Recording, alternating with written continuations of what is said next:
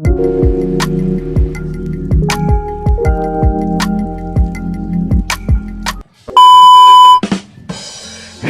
what's up mga idol? So, panibagong araw at panibagong basta alam nyo na. So, yun mga idol. So, shout out nga pala sa ating client na si Boss Idol Raymond. So, yun, siyempre yung request niya is half sleeve Polynesian.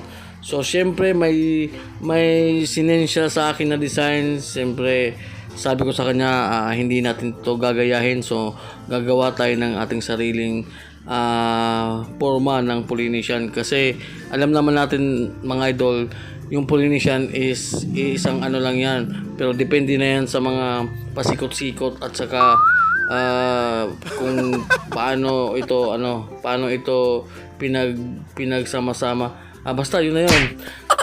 At, syempre, yun, ginawa natin ng ng design ng siyempre sa atin ng design, pero ganun pa man ang Polynesian is isa lang talaga yan. So yan, nagprihan lang tayo dyan mga idol, no? Tapos tatlong klaseng needle yung ginamit natin dito mga idol, 9RL, 13cm at saka 17cm. So medyo basta mga ganitong design mga idol, no? Polynesian, tapos lalo na kapag freehand, napakataas talaga ng oras mga idol. Kaya kagaya niyan mga idol. So natapos na yung ating video. So hindi natin namamalay, natapos na pala. So yun, after 8 hours of session mga idol. So 8 oras yan mga idol, ha?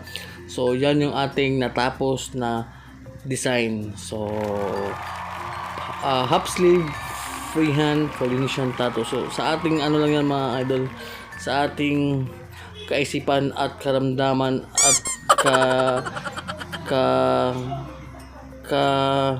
kaintindihan. So yan. So yun, napakaganda. At syempre shout out sa ating napaka lakas ng pain tolerance na si Idol Raymond. So yun, babalik pa daw siya sa next session namin. So yun, sa nagbabalak magpatato, mag-PM na kayo guys.